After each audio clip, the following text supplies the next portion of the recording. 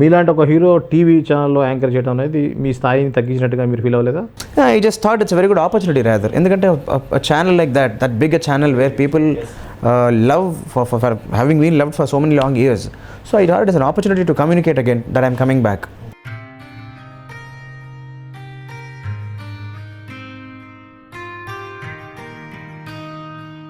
ఈ టైంలో మీలాంటి ఆర్టిస్టులు మన తెలుగు రంగానికి కావాలి. మీరు మిస్ అవుతున్నట్టుగా కానీ మీకు స్పేస్ ఇంకా ఉంది అనే ఫీలింగ్లో కానీ మీరు ఎందుకు ఆ విధంగా సీరియస్గా ట్రై చేయట్లేదు? ఎస్, గ్యాప్ అయితే వచ్చింది for the purpose of education. But దాని తర్వాత నేనేంటంటే కొంచెం ఇది సెటిల్ డౌన్ చేసి, అండ్ బికాజ్ ఐ నో ఇండస్ట్రీలో మనకి ఏంటంటే as I said there are so many factors to ఉండాలి అని. ఈవెన్ ఎంప్లాయీస్ ఆల్సో టుడే వాళ్ళకి ఎంప్లాయ్మెంట్లో ఉన్నప్పటికీ కూడా ఒక ప్లాన్ బి కింద ఇంకోటి ఏదో ఉంటుంటుంది. అలాగా I wanted a plan be also. I chose teaching as a plan B. So ఇది కొంచెం సెట్ చేసుకుని I wanted to get back and very soon I will be coming back also.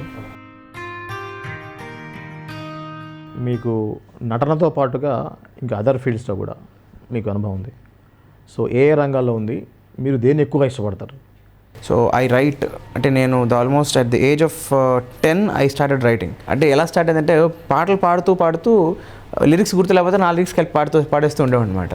Then gradually from the age of 14 కవితలు రాయడం మొదలుపెట్టాను. హీరోగానే చేయాలని ఉందా, లేకపోతే character demand చేసి చిన్న క్యారెక్టర్ అయినా చేస్తాను అనేది ఉందా? If at all there is definitely some scope which demands or which is possible for a character, if it can create an impact, ఆ అవకాశం ఉంటే ఖచ్చితంగా I'll be very happy to be a part of. మీరు హీరోగా, తేజ్ గారి డైరెక్టర్గా ఒక cinema announce అయింది, అది మళ్ళీ ముందుకు పోలేదు, కారణం ఏంటంటారు? చాలా ఆనెస్ట్గా చెప్తున్నాను ఈ విషయం అండి. నేను